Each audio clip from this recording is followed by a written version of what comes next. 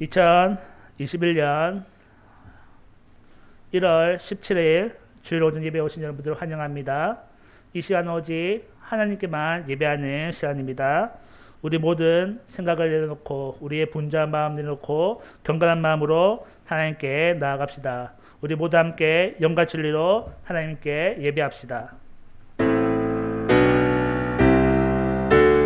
지존하신 주님의 이름 앞에 모든 무릎 꿇고 지경배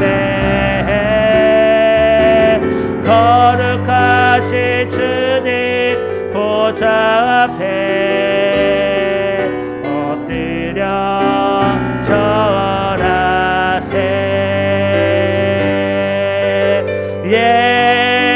예수는 그리스도 예수는 주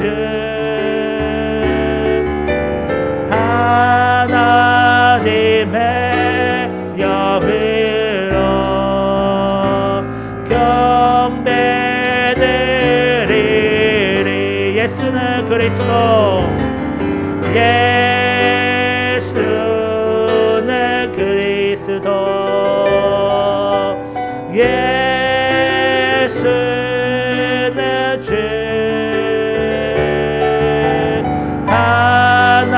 하나님의 영으로 경배드리리.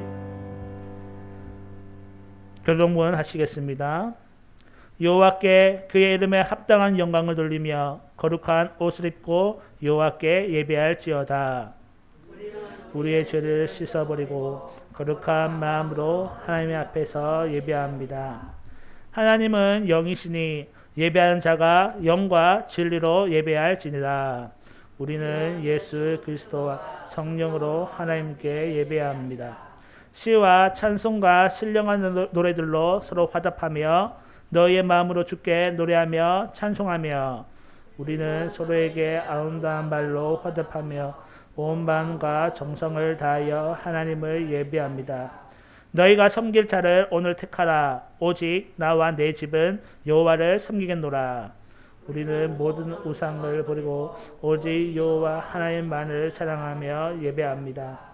이러므로 나의 평생에 주를 송축하며 주의 이름으로 말미암아 나의 손을 들리이다.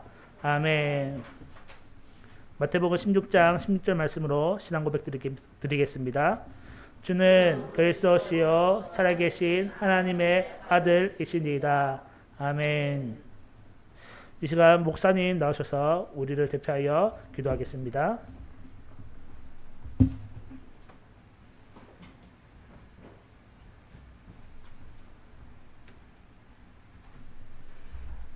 다 함께 기도하겠습니다. 만왕의 왕이 되시고 인간의 생사하복을 주장하시는 전능하신 아버지 하나님, 거신 사랑과 은혜를 감사합니다.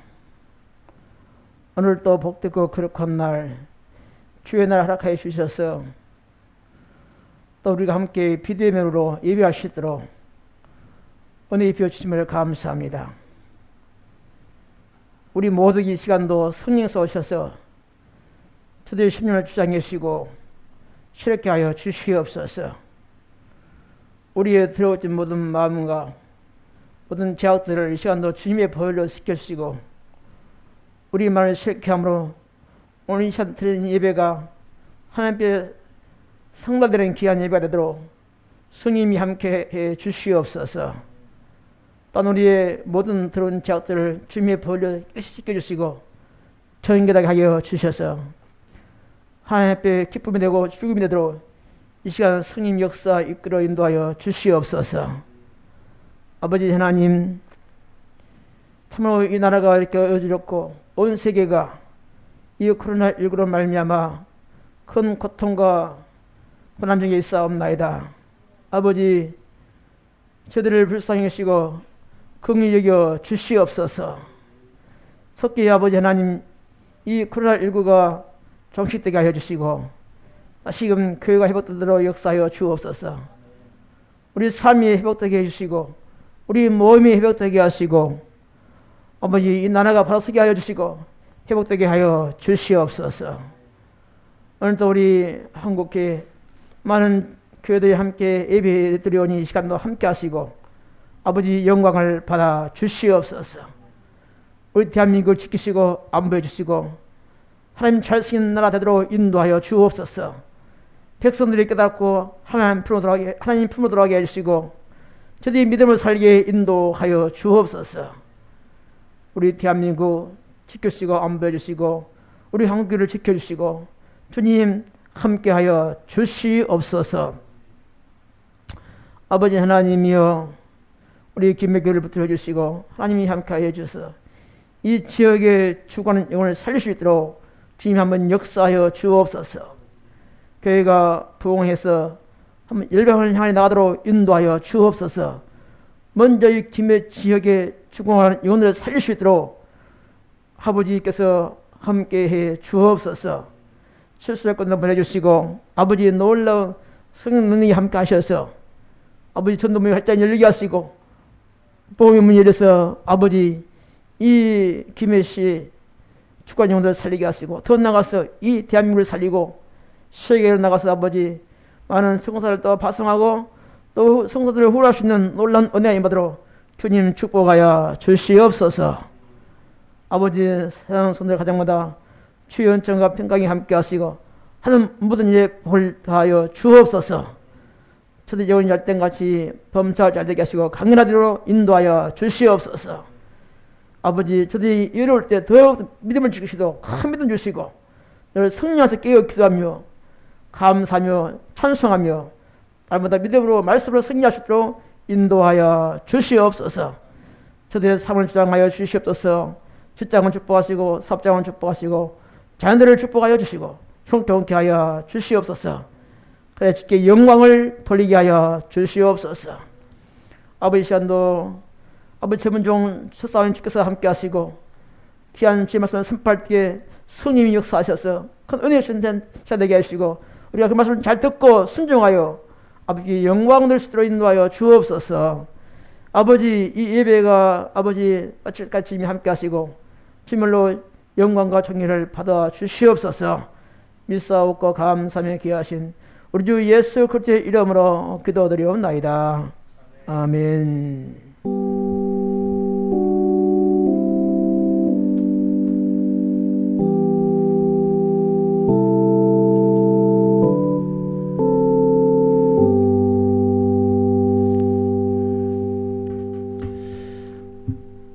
이 시간 주의 만찬 시간입니다. 요한복음 6장 53절에서 57절 말씀을 제가 읽겠습니다. 예수께서 이르시되 내가 진실로 진실로 너희에게 이르노니 인자의 살을 먹지 아니하고 인자의 피를 마시지 아니하면 너희 속에 생명이 없느니라. 내 살을 먹고 내 피를 마시는 자는 영생을 가졌고 마지막 날에 내가 그를 다시 살리리니 내 살은 참된 양식이요 내 피는 참된 음료로다. 내 살을 먹고 내 피를 마시는 자는 내 안에 거하고 나도 그의 안에 거하나니 살아계신 아버지께서 나를 보내심에 내가 아버지로 말미암아 사는 것 같이 나를 먹는 그 사람도 나로 말미암아 살리라. 아멘. 우리 세례받으신 분들은 주의 만찬에 동참하도록 하겠습니다. 떡과 잠들어서 기도하겠습니다. 예수님께서 이 땅에 오셔서 십자가에서 피 흘려 죽으시고 부활하신 이유는 우리로 하여금 새 생명과 새 언약을 주시기 위함입니다. 주님께서 죽으심으로 말미암아 우리가 새로운 생명을 얻게 되었고 하나님의 백성이 되었습니다. 우리가 이 잔과 떡을 들 때마다 주님의 사랑을 기억하며 기념하게 하여 주시옵시며 늘 주님과 동행하는 삶, 주님과 더불어 먹고 사는 삶을 살도록 인도하여 주옵소서. 또한 우리의 삶이 주님의 사랑을 증거하는 증인의 삶을 살 수 있도록 인도하여 주옵소서. 감사합니다. 예수님의 이름으로 기도합니다. 아멘.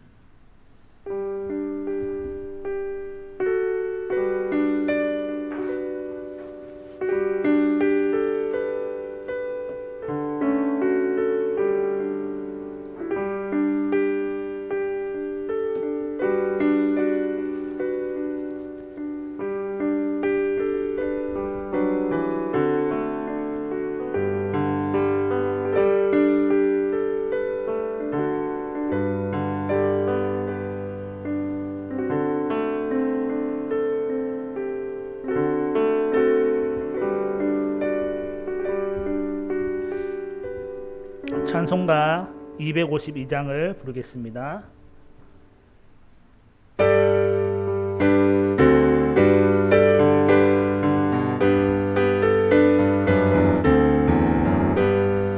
나의 죄를 씻기는 예수의 피밖에 없네. 다시 정케하게도 예수의 피밖에 없네. 예수의 흘린 피 날 희게 하오니 귀하고 귀하다. 예수의 피밖에 없네. 나를 정케 하게는 예수의 피밖에 없네. 사죄하는 증거도 예수의 피밖에 없네. 예수의 흘린 피 나 하오니 귀하고 귀하다. 예수의 피밖에 없네. 나의 죄 속하게는 예수의 피밖에 없네. 나는 공로 없으니 예수의 피밖에 없네. 예수의 흘린 피 날 희게 하오니 귀하고 귀하다. 예수의 피밖에 없네. 평안함과 소망을 예수의 피밖에 없네. 나의 의는 이것뿐 예수의 피밖에 없네.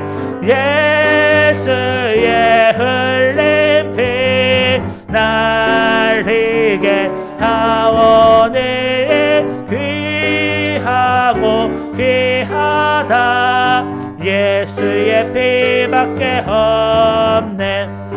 영원토록 내 할 말 예수의 피밖에 없네.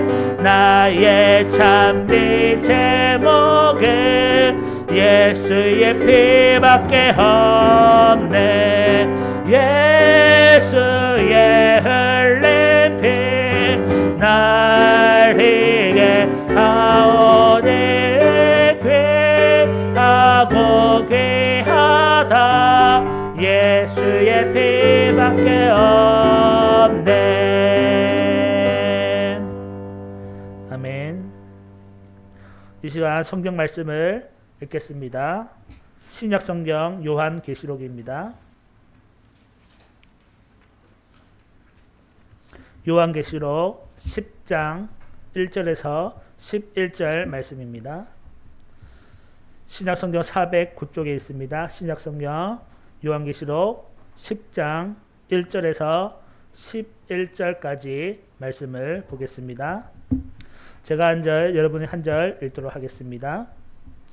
내가 또 보니 힘센 다른 천사가 구름을 입고 하늘에서 내려오는데 그 머리 위에 무지개가 있고 그 얼굴은 해 같고 그 발은 불기둥 같으며 그 손에는 펴 놓인 작은 두루마리를 들고 그 오른발은 바다를 밟고 왼발은 땅을 밟고 사자가 부르짖는 것 같이 큰 소리로 외치니 그가 외칠 때에 7 우레가 그 소리를 내어 말하더라.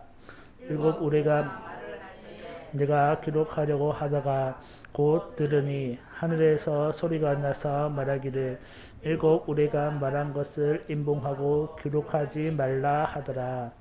내가 본 바 바다와 땅을 밟고 서 있는 천사가 하늘을 향하여 오른손을 들고 세세토록 살아계시니 곧 하늘과 그 가운데에 있는 물건이며 땅과 그 가운데에 있는 물건이며 바다와 그 가운데에 있는 물건을 창조하신 이를 가리켜 맹세하여 이르되 지체하지 아니하리니 7째 천사가 소리내는 날 그의 나팔을 불려고 할 때에 하나님이 그의 종 선지자들에게 전하신 복음과 같이 하나님의 그 비밀이 이루어지리라 하더라.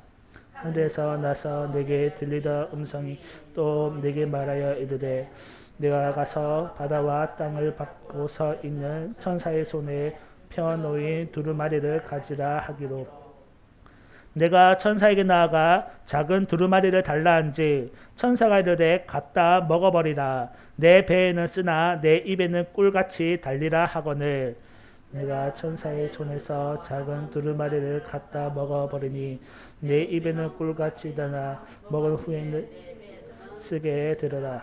다 함께 읽습니다. 그가 내게 말하기를 내가 많은 백성과 나라와 방언과 임금에게 다시 예언하여야 하리라 하더라. 아멘. 오늘 말씀의 제목은 힘센 천사입니다. 사도 요한은 7 나팔의 심판을 보고 있습니다. 우리가 전에 앞에서 살펴보았던 것 같이 다시 한 번 더 살펴보면 첫 번째에서 네 번째 나팔을 천사가 불 때에 지상에서 심판이 일어나게 됩니다. 첫 번째 천사가 나팔을 불 때 피 섞인 우박과 불이 나와서 땅에 쏟아집니다. 그러니까 수목의 3분의 1이 타버렸습니다. 두 번째 천사가 나팔을 부니까 불 붙는 큰 산이 나타나서 바다에 던져지는데 바다의 3분의 1이 피가 되고 바다에 살고 있는 생물이 3분의 1이 죽게 되고 바다에 있는 배가 3분의 1이 부셔지게 됩니다. 세 번째 천사가 나팔을 부니까 큰 별이 땅에 떨어져서 물의 3분의 1이 쓴 쑥이 되는데 이 물을 마시는 사람들이 다 죽었습니다. 네 번째 천사가 나팔 부니까 해와 달과 별들의 3분의 1이 타격을 받아서 그 비추임이 없어지게 되었습니다. 이러한 끔찍한 재앙 4개를 맞이했지만 아직 불어야 할 나팔 소리가 3가지가 남아 있었습니다. 다섯 번째 천사가 나팔을 부니까 무저갱에서 황충들이 나와서 사람들을 괴롭혔습니다. 이 황충들은 하나님으로부터 권세를 받았는데 5달 동안 하나님의 인침을 받지 아니하는 사람을 해할 권세였습니다. 그러나 하나님은 사람을 죽이지는 못하게 하셨습니다. 왜냐하면 그들로 하여금 회개할 기회를 남겨주시기 위함이었습니다. 6번째 천사가 나팔을 불 때에 유브라데에 결박한 4천사가 결박에서 놓여지게 되었습니다. 이 천사들은 사람의 3분의 1을 죽이기로 준비된 자들이었습니다. 그들에게는 마병제의 수가 2만만이 있었는데 2만만은 2억이라는 수죠. 즉 수많은 수의 마병제가 있었는데 그들로 하여금 사람의 3분의 1이 죽게 되었습니다. 중요한 사실은 이 첫 번째에서 6번째 나팔이 불 때 동안 재앙이 진행되는 동안 땅 위에 거하는 사람들, 하나님을 알지 못하는 사람들이 여전히 금과 은과 동과 나무로 된 우상에게 절을 하였고 살인과 복술과 음행과 도둑질을 회개하지 아니하였다라고 요한계시록에서 기록을 하고 있습니다. 이제 7번째 천사가 나팔을 불 때가 되었습니다. 하지만 그 이야기는 나중에 등장하고 이 6번째 나팔과 7번째 나팔 사이에 이야기가 하나 등장하게 됩니다. 그것이 바로 오늘 읽은 이 본문 말씀과 그리고 11장에서 14절까지 그 내용이 그것입니다. 우리가 일곱 나팔 하기 전에 그 전에 일곱 인의 재앙에 대해서도 살펴보았는데 이 일곱 인의 재앙에서도 똑같은 그러한 단락이 보여지고 있습니다. 여섯 번째 인을 뗄 때와 일곱 번째 인을 뗄 때 그 사이에 한 가지 이야기가 나오는데 어떤 이야기인지 기억나십니까? 바로 14만 4천 명의 구원받은 무리에 대한 이야기가 잠깐 나왔었죠. 이와 마찬가지로 오늘도 여섯 번째 나팔과 일곱 번째 나팔 사이에 한 이야기가 등장합니다. 두 이야기가 등장하죠.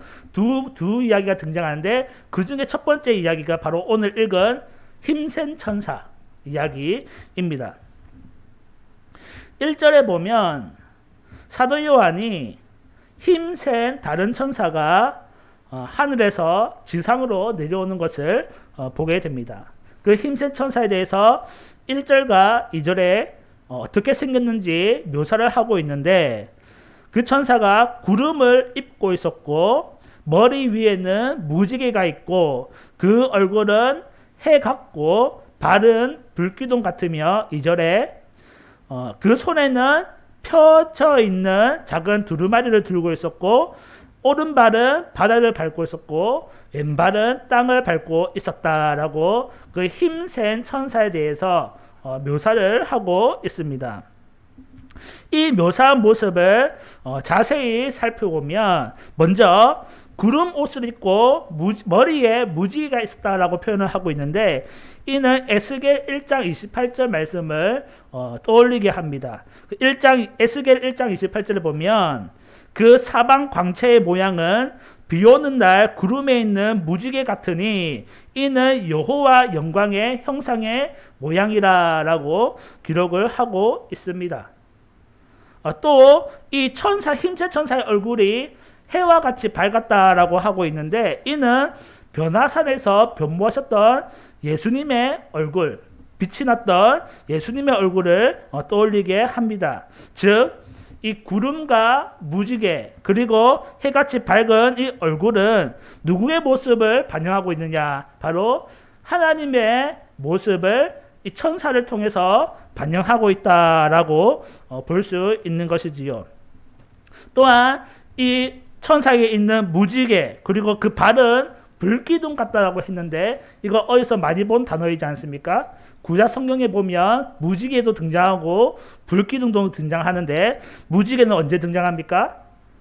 노아 홍수에서 등장하게 됩니다. 노아 때는 무엇으로 심판하셨냐면 하나님께서 물로서 심판하셨죠. 그 심판 후에 무지개로 노아에게 약속을 하시면서 다시는 물로는 심판하지 않겠다. 그 심판하지 않겠다는 그 약속의 증표로 뭘 보여주세요? 무지개를 보여주시는 거죠. 또한 불기둥은 어디에서 떠오릅니까? 모세가 히브리 민족을 애굽에서 탈출시켜서 시내산으로 가나안 땅으로 인도할 때에 불기둥이 등장하죠. 그때 불기둥은 이스라엘을 보호했을 뿐만 아니라 또 그 길을 인도해주는 역할까지 했었습니다. 즉, 이 천사의 모습을 통해서 하나님의 형상이 반영됐다는 것과 동시에 그의 인도하심, 하나님의 보호하심을 나타내고 있다. 무지개는 그 심판에서 다시는 심판하지 않겠다. 불기둥은 그 애굽에서의 구원, 인도하심을 나타내주고 있죠. 무슨 말입니까? 마지막 심판 때에 하나님께서 그 끔찍한 심판을 내리시지만은 그 심판에서 보호받는 사람이 있다는 거예요. 그 심판에서 인도함을 받는 사람이 있다는 거예요. 바로 누굽니까?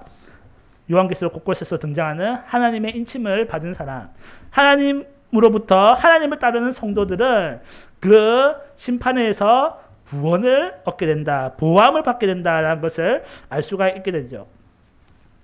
그리고 그 천사의 오른손에는 두루마리를 들고 있었는데 이 두루마리는 결국 나중에 보면 요한이 먹게 됩니다. 이 두루마리를 먹게 되는데 바로 하나님의 계시, 하나님의 말씀이 적혀져 있는 이 두루마리를 들고 있었고 오른발은 바다, 왼발은 땅을 밟고 있었는데 이는 하나님의 통치, 권세가 온 세상에 두루 퍼져 있음을 보여주는 것입니다.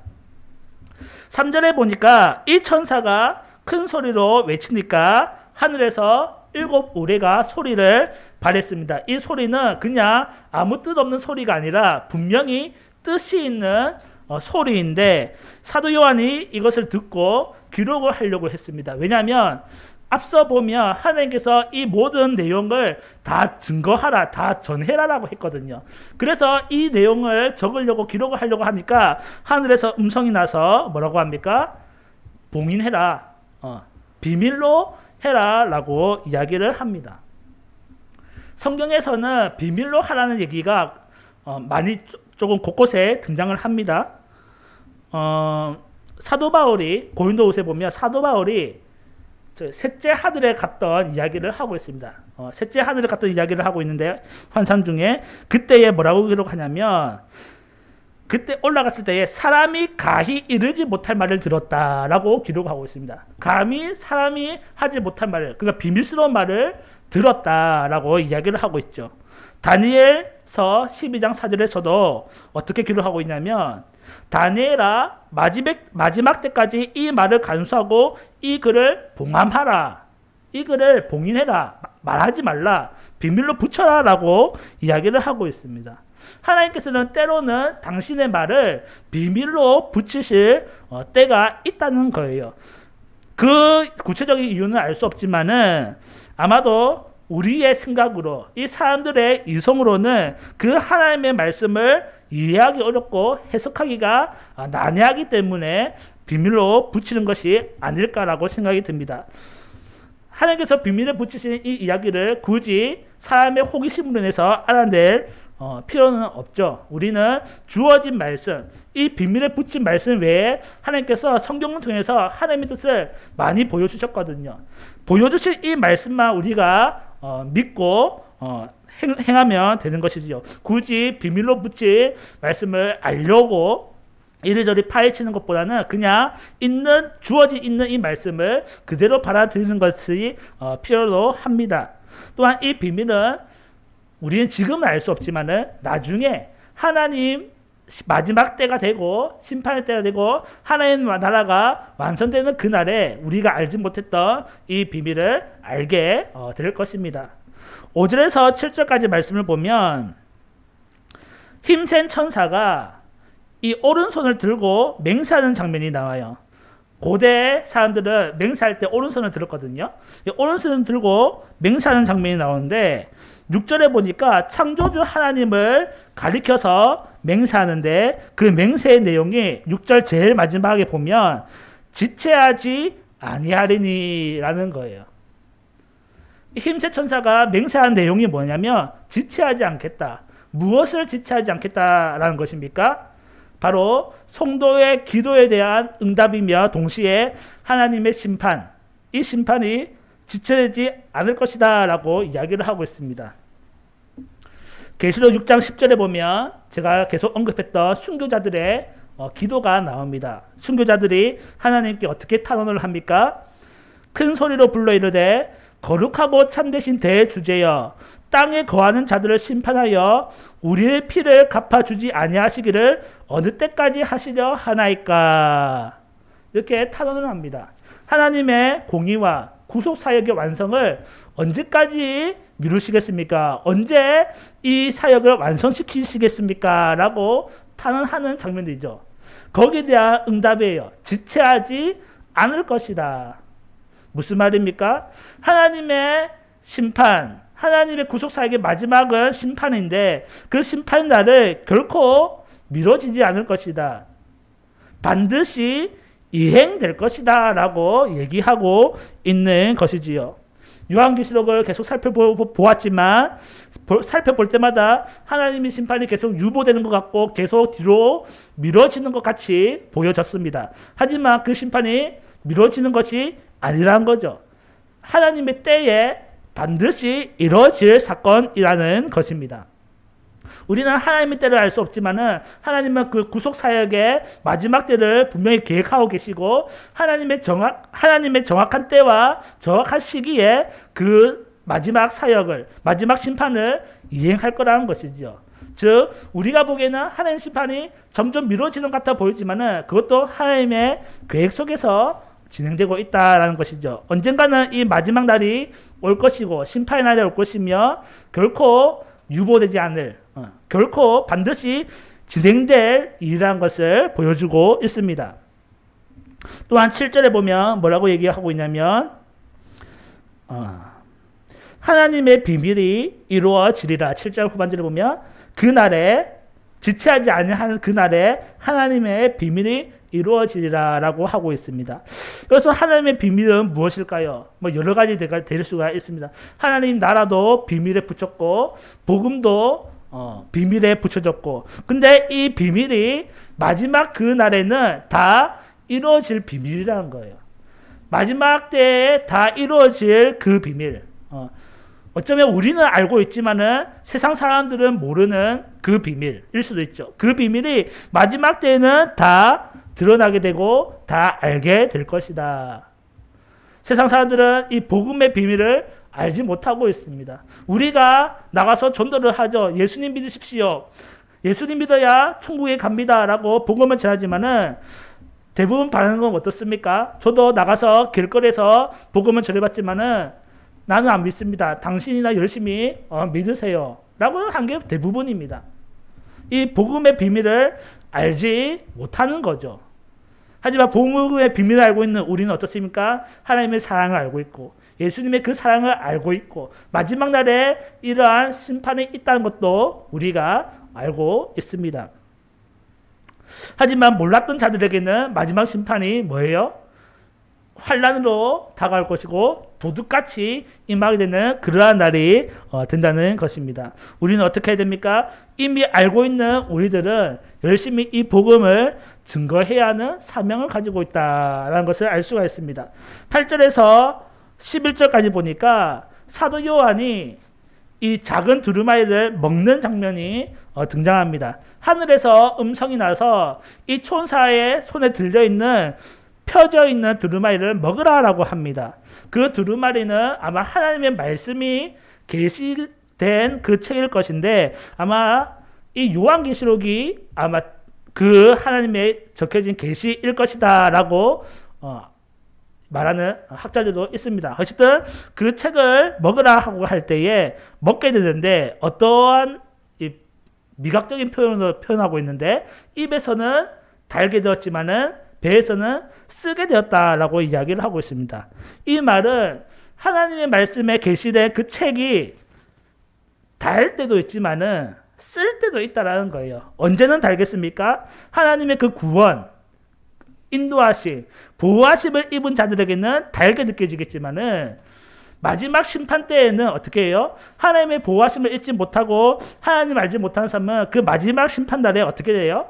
고난을 당한다, 괴로움을 당한다는 거죠. 거기에 대해서 쓰게 느껴졌다라는 것입니다.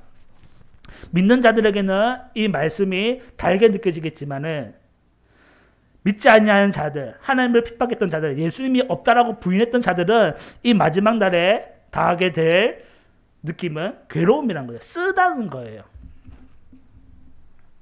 그러면서 11절에 이 천사가 뭐라고 말합니까? 내게 말하기를 내가 많은 백성과 나라와 방언과 임금에게 다시 예언해야 하리라.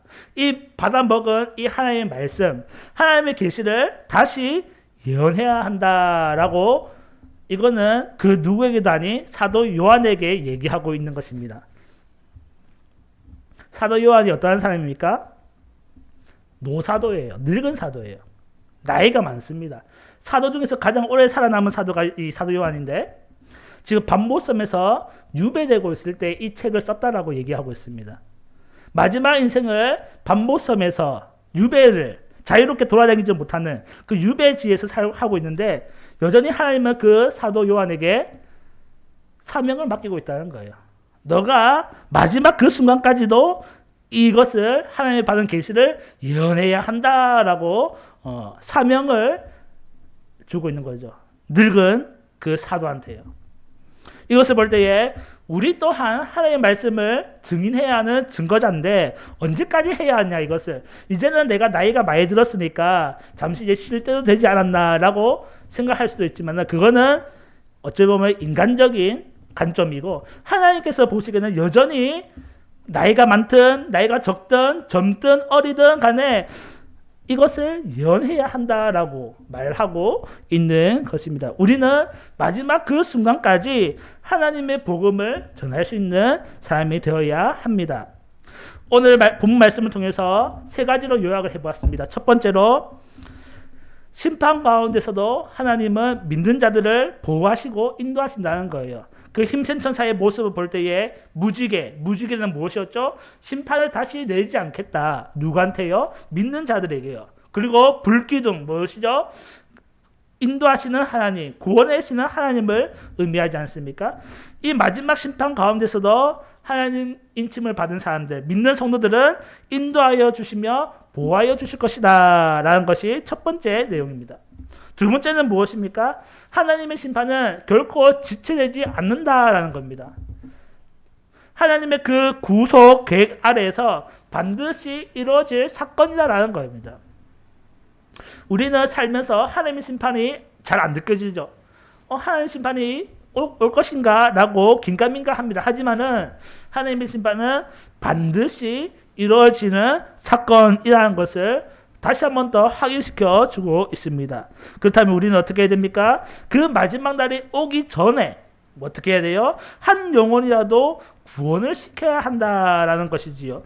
사도 요한이 그 두루마리를 먹었을 때 달기도 했지만은 또 한편으로는 속이 쓰렸다는 거예요. 아팠다는 거예요. 무슨 말입니까? 마지막 심판이 오게 되면 구원받지 못할 그 사람으로 인해서 속이 아프다는 거예요. 만약에 내가 사랑하는 한 사람이 있는데 그 사람이 하나님을 알지 못하고 마지막 날에 심판을 당해야 된다면 우리의 가슴이, 우리의 마음이 얼마나 아프겠습니까?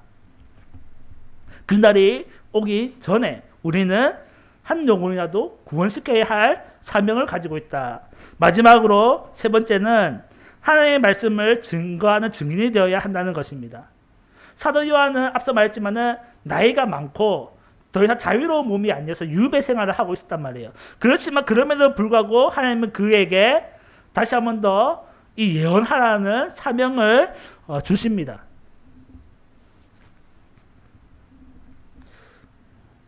이 말씀은 사도 요한에게 내린 하나님의 말씀이지만은 여전히 우리에게도 적용이 될 수 있다는 거죠.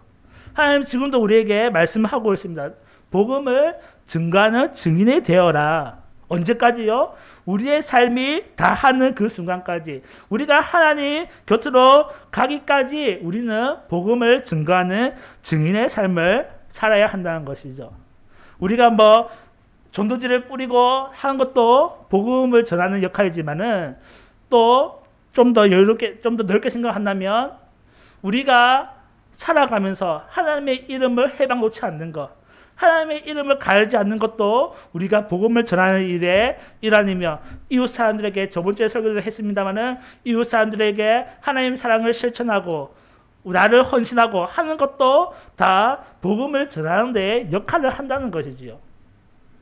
요즘에는 인터넷이 많이 발달해서 교회에 다니는 사람이 무엇만 잘못하면 어떻게 해요? 바로 댓글로 공격이 들어가요. 교회 다니는 사람이 왜 저러냐 이러면서 공격이 들어가죠. 즉 교회 다니는 사람, 하나님을 믿는 성도들의 삶이 얼마나 정직해야 되며 얼마나 올바라야 하는지 보여주는 그런 사례가 될 것입니다. 우리가 교회 믿는다, 교회 다닌다, 하나님 믿는 성도로서 정말 올바르고 정직하게 그리고 사랑을 행할 때에 많은 사람들이 우리를 통해서 또 하나님을 볼 수 있게 될 것입니다. 우리가 증인이 되기 위해서는 우리의 삶이 올바라야 하고 하나님의 이름을 가리지 아니하고 영광 돌리는 삶을 살고, 또한 기도하면서 우리 머릿속에 있는 한 영혼들이 있다면 기도하면서 그 영혼을 구원해달라, 하나님의 심판을 당하기 전에 구원해달라라고 기도하는 우리가 되어야 할 것입니다. 기도하겠습니다. 하나님 감사합니다. 오늘 요한계시록을 통해서 세 가지를 살펴보았습니다. 심판 가운데서도 우리를 인도하실 분 하나님이시라는 것입니다. 믿는 자들을 구원하시고 그들을 인도하여 주시는 하나님 참으로 감사합니다. 우리가 끝까지 주님을 믿을 수 있는 믿음을 허락하여 주시옵소서. 이 마지막 날에 반드시 임할 것인데 그날까지 우리가 가지고 있는 이 믿음을 잃지 않게 하여 주시옵시며, 무엇보다 우리가 사랑하는 한 영혼을 주님 곁으로 이끄는 그러한 증인의 역할을 감당하게 하여 주시옵소서. 이 복음을 증거하는 사역은 우리가 주님 곁으로 돌아가는 그 순간까지 행해야 할 사명일 줄 아는데 우리가 그 일을 잘 감당할 수 있도록 인도하여 주옵소서. 감사합니다. 예수님의 이름으로 기도합니다. 아멘.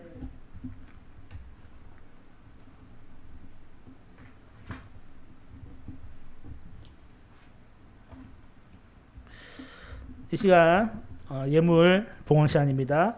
찬송가 216장 부르시면서 준비하신 예물 하나님께 드리겠습니다. 찬송가 216장입니다.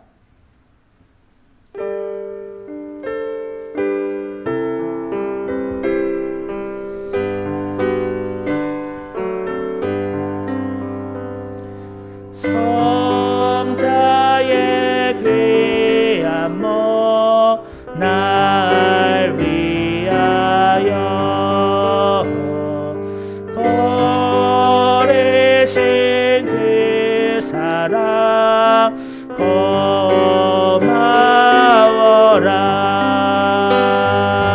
내 머리 숙여서 주님께 빌는 말 나무어 주님께 바치리까.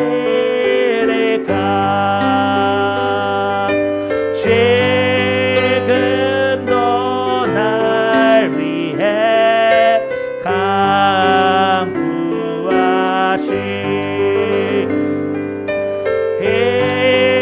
옅은 믿음이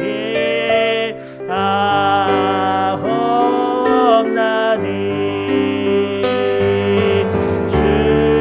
주님의 참 사랑 고맙고 놀라워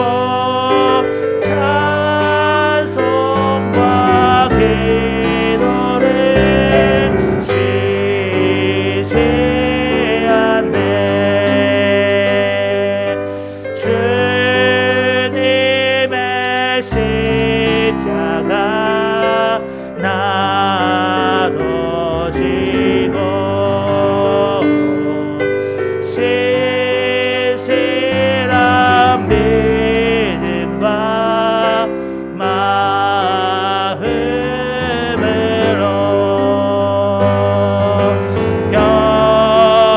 형제의 사랑과 친절한 위로를 네게 다 베풀게 하옵소서. 만가지 은혜를 받았으니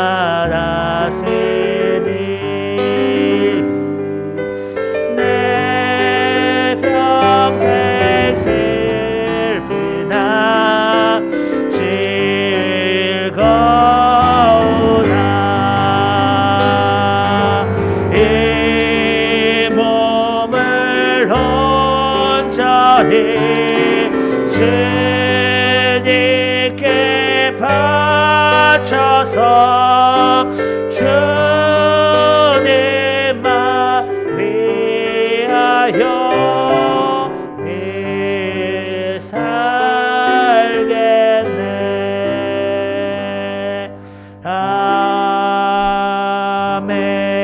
아멘. 기도하겠습니다. 하나님 아버지, 크신 은혜, 크신 사랑 감사합니다. 주님께서 이 땅에 오셔서 십자가를 지셨고 우리를 구하여 주셨습니다. 주님, 그 사랑에 감사하여서 이 시간 귀한 예물을 하나님께 드렸습니다. 이 예물을 받아 주시옵소서. 또한 이 예물을 드려지면 이 모든 것들이 나의 것이 아닌 하나님의 것이라는 우리의 신앙 고백이 오니 우리의 마음을 받아주시옵소서. 주님, 이 예물을 드린 모든 자들에게 하나님 은혜를 더하여 주시옵시며 복을 더하여 주시옵시며 무엇보다 마지막 그 순간까지 주님의 믿는 이 믿음을 잊어버리지 않도록 하여 주시옵시며 한 영혼도 구원할 수 있는 우리의 힘을 능력을 더하여 주시옵소서. 또한 물질의 복을 더하여 주셔서 사는 것에 쓰는 것에 부족함이 없도록 채워 주시옵시며 무엇보다 하나님 나라의 복음을 위해서 이 예물을 씌워 주시도록 인도하여 주시옵소서. 주님, 예물뿐만 아니라 각자의 자리에서 섬겼던 섬김의 손길들이 있습니다. 기억하여 주시옵시며 동일한 은혜를 내려 주시옵소서. 감사합니다. 예수님의 이름으로 기도합니다. 아멘. 광고 시간입니다. 교회의 부흥과 선교적인 사명을 위해서 계속해서 기도해 주시기 바랍니다. 그리고 코로나19가 종식될 수 있도록 기도해 주시기 바랍니다. 저희가 새해를 맞이해서 정예배 최혜세 선교사님에 계신 그 말레이시아 지역에 물건을 제가 보냈는데 잘 도착했다라고 연락이 왔습니다. 계속해서 기억해 주시며 기도해 주시면 감사하겠습니다. 그리고 전성령 선교사님 저희가 새로 이번 올해 들어서 새로 후원을 시작했는데 저희가 선교 후원을 보냈거든요. 그랬더니 목사님 편으로 이제 카톡이 와서 감사하다라고 연락이 왔습니다. 우리 계속해서 선교사님을 도울 수 있는 선교지를 도울 수 있는 교회가 되었으면 좋겠습니다. 또 전성현 선교사님을 위해서 캄보디아를 위해서 기도해 주시길 바랍니다. 다음 주는 제가 직분자 헌신 예배로 드리겠습니다. 직분자라고 해서 뭐 장로님만 하시는 줄 알았는데 그게 아니고 모두가 와서서 헌신 예배를 하면 되겠습니다. 비대면으로 또 와서 하시면 되겠습니다. 다른 광고 있으십니까? 다른 광고 있으시면 우리 찬송가 515장 부르시겠습니다. 찬송가 515장 부르신 후에 목사님께서 축도해 주시겠습니다.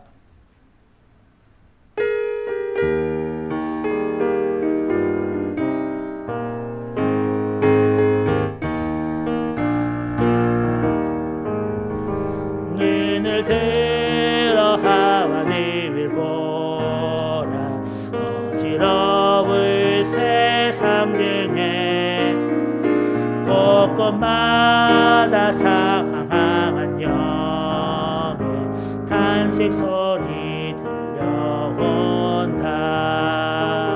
빛을 잃은 마음을 살아 길을 잃고 헤매며 감자처럼 길지는 하니 믿는 자여 이해하고 너를 들어 하나님을 보라. 어두워진 세상 중에 외치는 자만한 것만 생명 주님을 맞서라. 죄를 속하시는 주님 선한 힘을 구원 찾으시라. 대답하리 영원히 믿는 자여 이해하고 눈을 들어 하나님 보라. 살아계신 주 하나님 약한 자를 부르시어 하늘 뜻을 정하셨다. 생명 주는 홀로 예수 처음이 영원하시리라.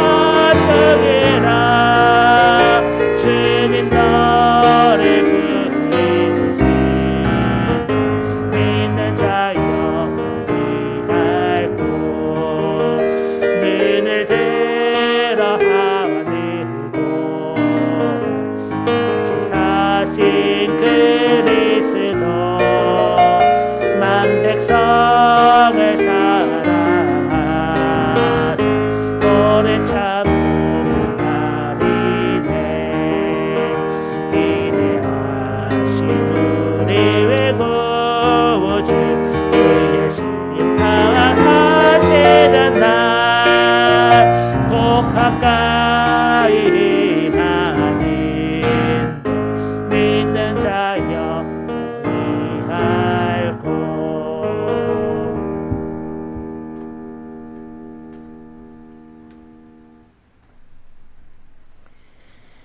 이제는 우리 주 예수 그리스도의 은혜와 하나님의 무한하신 사랑하심과 성령님의 감동, 감화, 충만, 교통, 인도하심이 우리 함께 모두 다 가정에서나 교회에서 또 이렇게 비대면으로 함께 예배되는 사랑하는 성도들 머리 위에와 저들의 가정 위에와 이 몸된 교회 위에와 이 나라 민족 위에와 그리고 우리 한국교회와 모든 그리스도 교회와 특별히 성령사들 머리 위에 영원토록 함께 하시기를 주 예수 그리스도의 이름으로 간절히 축원하옵나이다.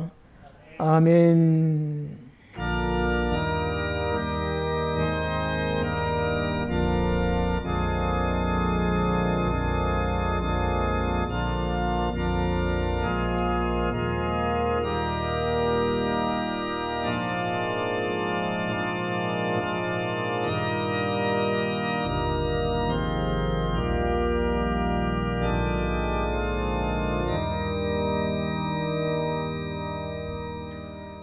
주일 오전 예배를 마치겠습니다.